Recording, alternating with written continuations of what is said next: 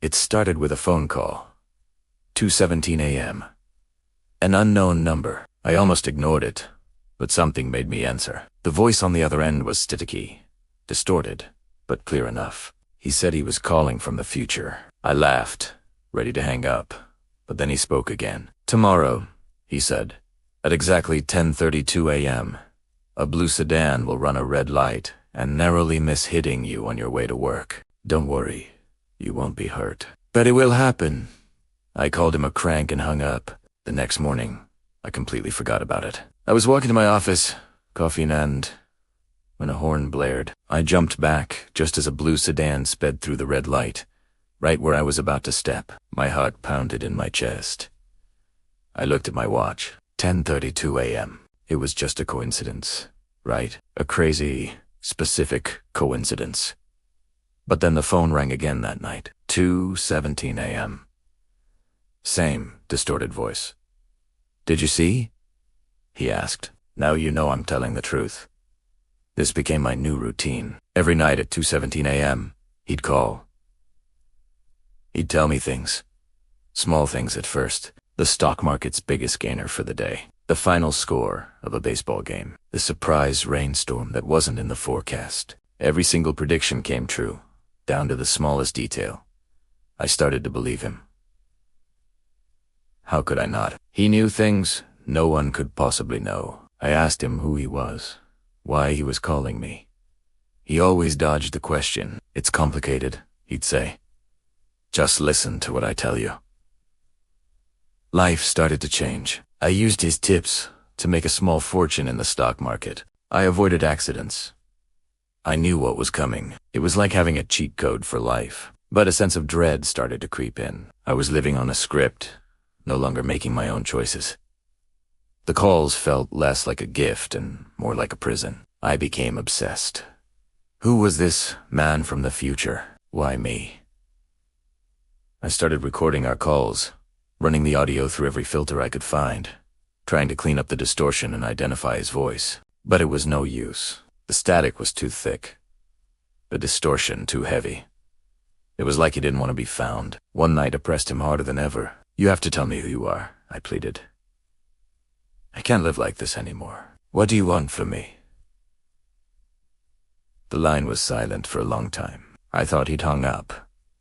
Then the voice came back, but it was different. It was weaker, filled with a despair I'd never heard before. "I can't stop it," he whispered. "I've tried everything."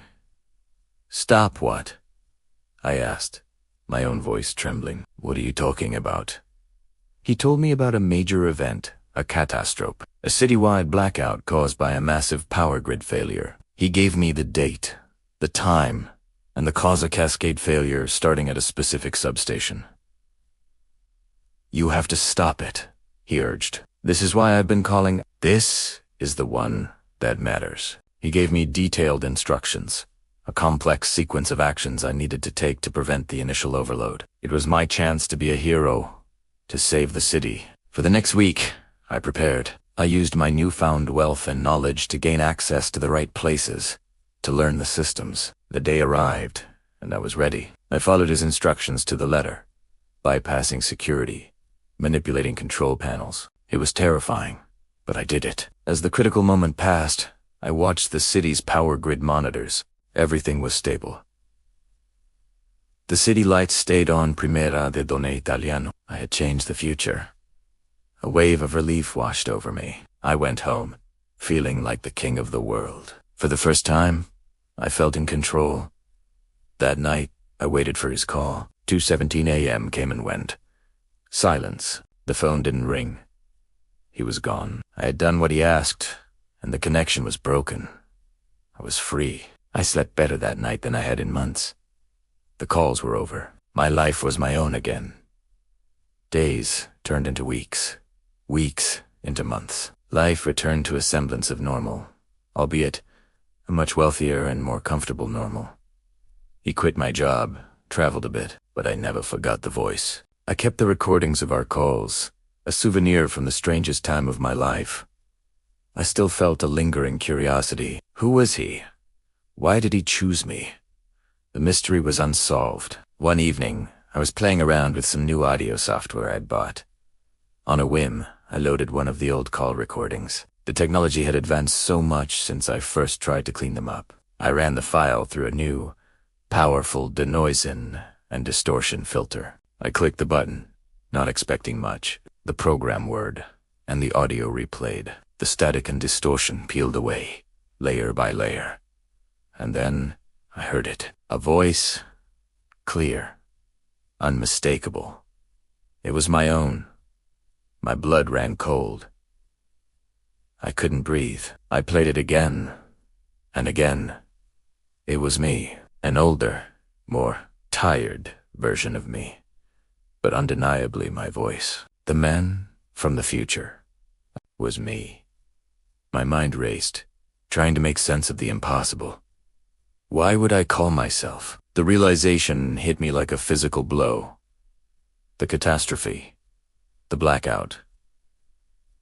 I hadn't prevented it. I frantically searched the news archives for the date of the blackout. I thought I had stopped. There was no record of it. It never happened.